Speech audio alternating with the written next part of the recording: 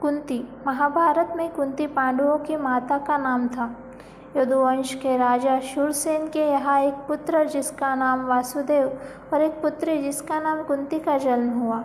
कुंती का बचपन का नाम पृथा था, जिसे बचपन में ही राजा शूरसेन ने अपनी बुआ के संतानहीन लड़के कुंती भोज को गोद दे दिया, जहाँ कुंती भोज ने इस कन्या का नाम कुंती रख दिया।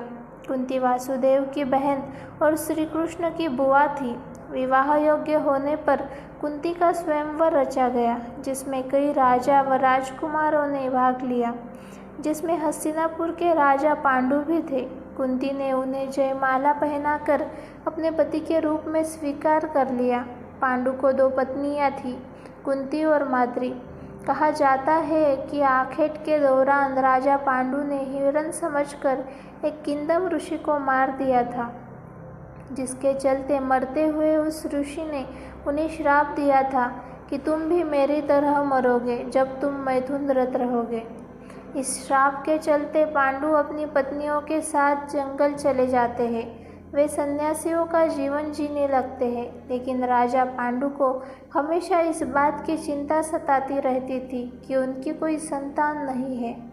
महर्षि दुर्वासा के एक वरदान के कारण कुंती किसी भी देवता का आवाहन कर सकती थी और उन देवताओं से संतान प्राप्त कर सकती थी। फिर एक बार वह अपने वरदान के बारे में पांडु को बताती है।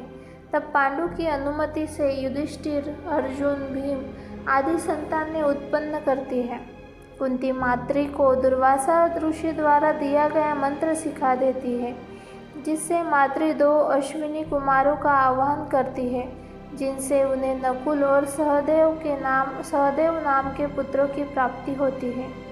इस प्रकार अलग अलग देवताओं से कुंती ने पुत्र को जन्म दिया, जिसमें यमराज और कुंती के पुत्र युधिष्ठिर, वायु और कुंती के पुत्र भीम, इंद्र और कुंती के पुत्र अर्जुन थे। विवाह से पहले कुंती ने सूर्य देव का आवाहन किया था और उसके गर्भ से कवच कुंडल धारण किए हुए एक पुत्र उत्पन्न हुआ, जिसका नाम था कर्ण, जिसे कुंती ने लोकलाज के भय के कारण एक मंजूषा में रखकर रात्रि को गंगा में बहा दिया। कुंती एक तपस्वी स्त्री के साथ साथ हस्तिनापुर राज्य की महारानी और इंद्रप्रस्थ साम्राज्य की राजमाता भी थी। पति की मृत्यु के बाद कैसे उन्होंने अपने पुत्रों को हस्तिनापुर में दाखिल करवाया, गुरु द्रोणाचार्य से शिक्षा दिलवाई, साथ ही उन्हें राज्य का अधिकार दिलवाने के लिए प्रेरित भी किया। राजा पांडु की मृत्यु के बाद कुंती के सामने अपने पुत्रों के लालन पोषण करना था। कुंती के संघर्ष की शुरुआत यहीं से हुई थी। अपने पांडव पुत्रों के भविष्य के लिए उसने हस्तिनापुर राज्य की ओर प्रस्थान किया और अपने पति पांडु के सभी हितैषियों से मिलके एवं सभी सहयोगी से कुंती ने राजमहल में अपनी जगह बनाने की सफलता प्राप्त की।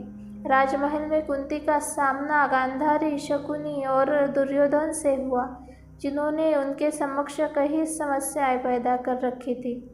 अब कुंती और गांधारी में अपने अपने पुत्रों को राज्य का पूर्ण अधिकार दिलाने की अप्रत्यक्ष जंग शुरू हो गई।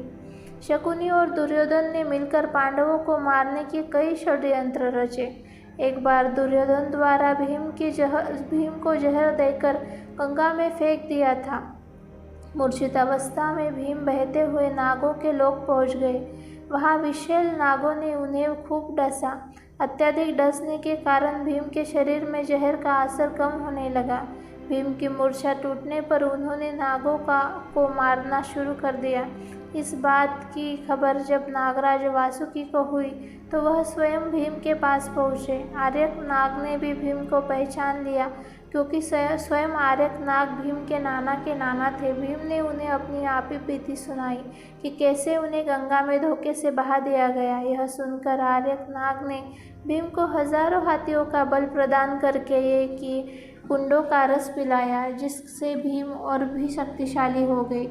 महाभारत युद्ध के करीब 15 वर्ष के बाद गांधारी, कुंती, धृतराष्ट्र और संजय वन की ओर प्रस्थान करते हैं। यह करीब 3 साल तक गंगा किनारे एक घने वन में छोटी सी कुटिया में बनाकर रहते हैं।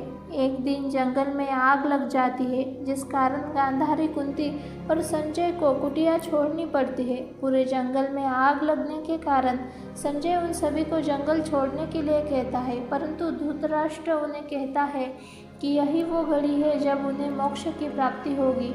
उनके कहने पर तीनों लोग वहीं रुक जाते हैं और उनका शरीर उस आग में झुलस जाता है। संजय उन्हें छोड़कर हिमालय की ओर प्रस्थान करते हैं, जहाँ वे एक सन्यासी की तरह रहते हैं। इस प्रकार कुंती मृत्यु को प्राप्त होती है। उम्मीद है कि यह कहानी आपको पसंद आई होगी। ऐसी ही और कहानियों के लिए चैनल को ज़रूर सब्सक्राइब करें। Please like, share and subscribe. Thanks for watching video.